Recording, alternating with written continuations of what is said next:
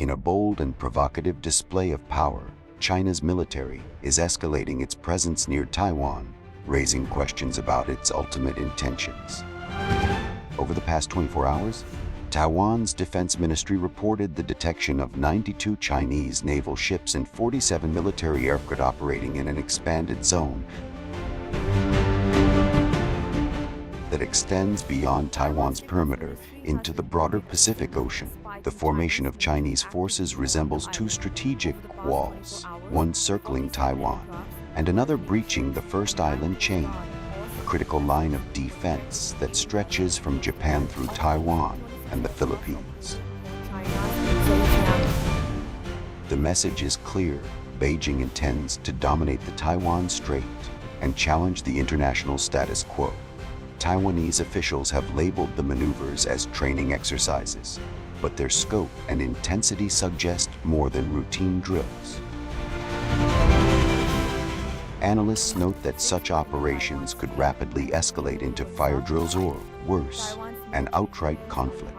This development coincides with President Lei Ching-te's recent visit to Hawaii and Guam, where he engaged with U.S. congressional leaders, further aggravating Beijing.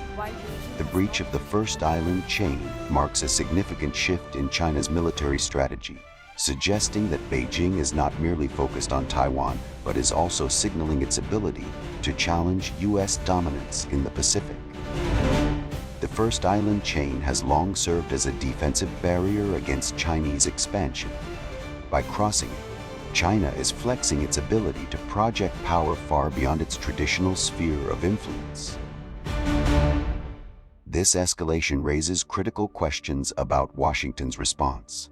Can the U.S. afford to maintain its policy of strategic ambiguity, or is a more direct approach required? China's growing confidence poses a stark challenge to international norms and underscores the fragility of peace in the region. In a dramatic turn of events in the Western Pacific, the United States has deployed 3 aircraft carrier strike group response to China's escalating military activities near Taiwan. With tensions reaching new heights, the USS Carl Vinson, USS Abraham Lincoln, and USS George Washington are now strategically positioned to counter any aggressive moves by Beijing. Among these, 16 Chinese aircraft crossed the sensitive median line, penetrating Taiwan's southwest air defense identification zone AD zone. The unprecedented scale of operations suggests a calculated move to pressure Taipei and test the resolve of the U.S. and its allies.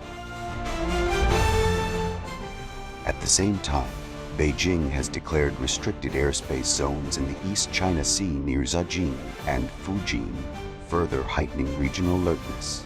Taiwan has responded with tactical drills and missile deployment, signaling readiness for any potential escalation.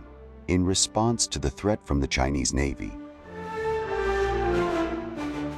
the United States chose to deploy 3 aircraft carriers, marking a rare and significant show of force.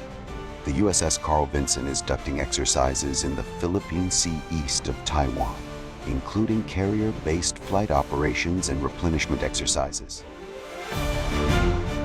The aircraft carrier USS Abraham Lincoln has withdrawn from the South China Sea and is heading toward the waters southwest of Taiwan. The aircraft carrier USS George Washington is stationed in Yokosuka, Japan, serving as an important base of operations and containing the movements of China's Northern Navy. This military positioning goes beyond routine patrols, signaling Washington's readiness to confront China's growing assertiveness. Critics argue this move risks turning the Western Pacific into a flashpoint for potential conflict. China's deployment of advanced naval vessels, including the Type Zhou 52D destroyer Dezhou and Type F-54A frigate Zhou, into the Pacific through the Miyako Strait has raised alarms. Beijing is not only flexing its military muscles, but also gathering critical intelligence for potential future confrontations. China aligned with its long-term goal of asserting dominance over the first island chain and deterring foreign interference in Taiwan. Unlike the United States, China also regards aircraft carriers as the key to maritime dominance. But China's aircraft carriers play a secondary but cunning role. These aircraft carriers operate within the so-called Anti-Access Area Denial Bubble, avoiding direct confrontation with U.S.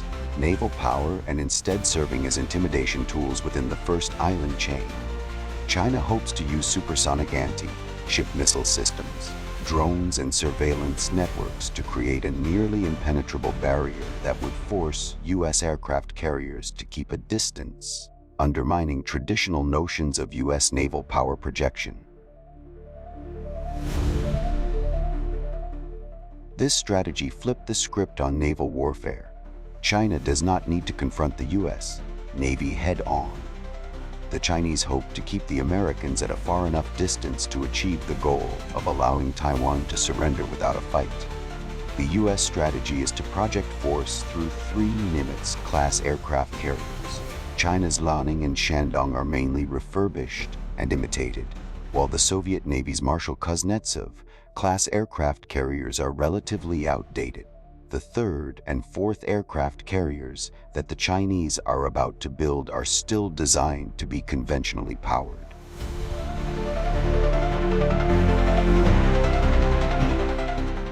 This means that the Chinese Navy needs to risk excessively long supply lines and wired navigation capabilities in the hope of achieving the effect of blocking Taiwan. The first island chain, a region stretching from Pan through Taiwan and down to the Philippines, is where the true stakes lie. For Beijing, control over this zone means unchallenged access to its sphere of influence and a significant deterrent to U.S. military intervention. If we allow China to militarize the first island chain without consequences, we are surrendering the Indo-Pacific to authoritarian control, declared a U.S. military spokesperson. This has led to a precarious situation, where U.S. aircraft carriers operate just outside the range of China 280 systems, constantly probing for weaknesses. A simple and effective strategy is to expose China's coastal naval bases to devastating firepower from the United States. This made it difficult for the Chinese Navy to replenish the Navy and automatically lifted the blockade. In an unprecedented escalation in the Western Pacific, China has launched a bold naval offensive targeting U.S. aircraft carrier strike groups. This aggressive move has triggered a swift and devastating response from the United States, with carrier-launched bombers striking key Chinese naval bases, forcing Beijing's fleet into disarray. Reports indicate that Chinese forces attempted a coordinated assault using hypersonic missiles and drone swarms, signaling Beijing's intent to push the U.S. out of its self-proclaimed territorial waters. However, the U.S. Navy responded with overwhelming force. FQA-18 Super Hornets from the carriers launched precision strike Chinese naval installations in Fujian and Zhejiang provinces, crippling key logistical hubs. Satellite images suggest massive damage to docks, airstrips, and fuel depots, leaving China's naval command scrambling. Tensions, long simmering, boiled over into outright conflict as China's naval forces, bolstered by destroyers, frigates, and electronic warfare vessels, engaged with the USS Carl Vinson and US Abraham Lincoln in the Philippine Sea.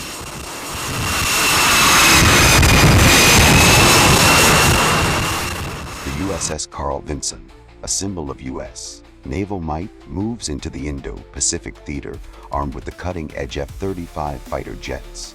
Their mission, to neutralize the rising threat of China's naval dominance.